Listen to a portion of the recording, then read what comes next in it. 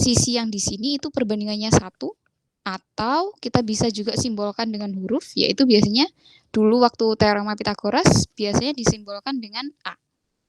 Kemudian yang ini juga A, yang miring ini adalah A akar 2.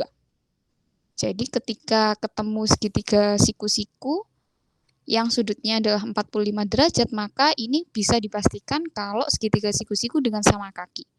Jadi di sini sisinya akan sama. Oke. Nah, kemudian kalau ketemu yang 30, berarti salah satu sudutnya dia pasti 60. Jadi ini pasti satu paket. 30, siku-siku, dan 60. Nah, kalau 30 dan 60 ini yang kena sudut 60 dengan 90 ini adalah A.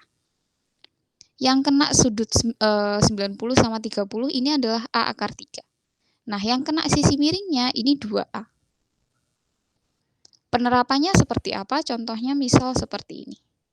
Jadi kita nggak perlu pakai perbandingan sin cos tan lagi, kita bisa langsung pakai perbandingan sudut istimewa ini. Contohnya sebentar. Oke, misalkan di sini ada segitiga siku-siku dengan sudutnya adalah 45 derajat. 45 derajat. Oke, ini misalkan segitiga ABC. Kemudian diketahui AC-nya adalah 8. Kita mau mencari sisi AP. Nah, kita bisa pakai perbandingan ini tadi.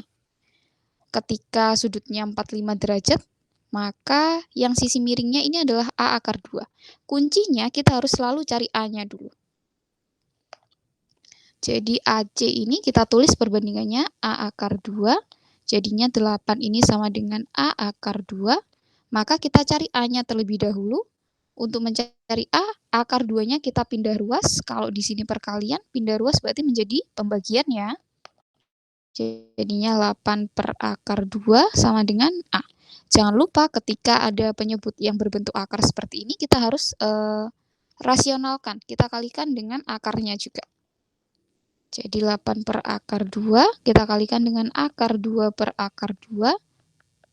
Oke, 8 kali akar 2 berarti menjadi 8 akar 2. Akar 2 kali akar 2 berarti menjadi 2. Ini bisa kita bagi, 8 bagi 2 berarti jadinya 4 akar 2. Nah, ini adalah nilai A-nya. Karena nilai A-nya udah ketemu, kita bisa langsung masukkan ke nilai AB sama BC. Coba kita lihat lagi. Sisi yang sebelah sini dan sebelah sini adalah sama, yaitu nilainya adalah A. Jadinya ini bisa kita tuliskan AB sama dengan BC, ini adalah sama dengan A. Jadi nilainya sama dengan 4 akar 2. Oke, sampai sini ada yang mau tanyakan, Daryl? Nggak ada? Oke.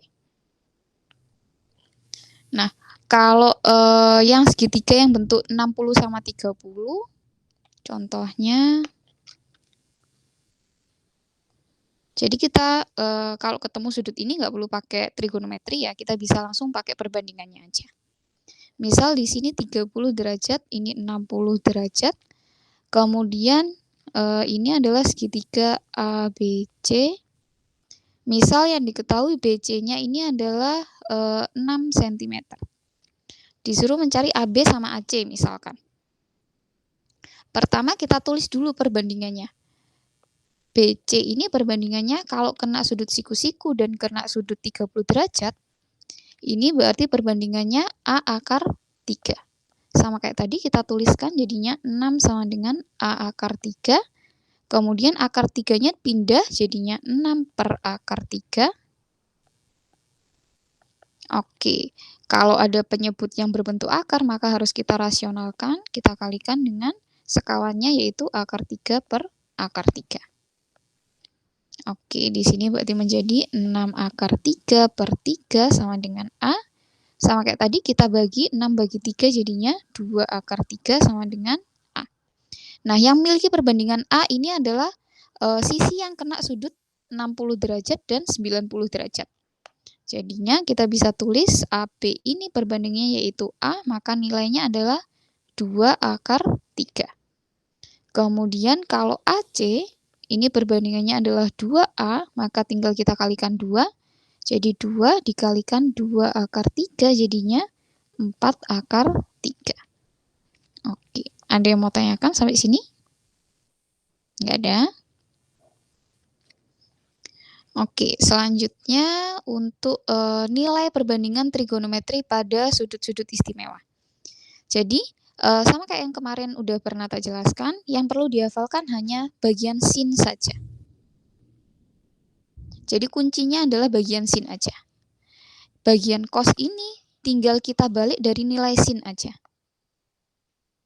Nah, sin kan mulai dari 0, setengah, setengah akar 2, setengah akar 3, 1.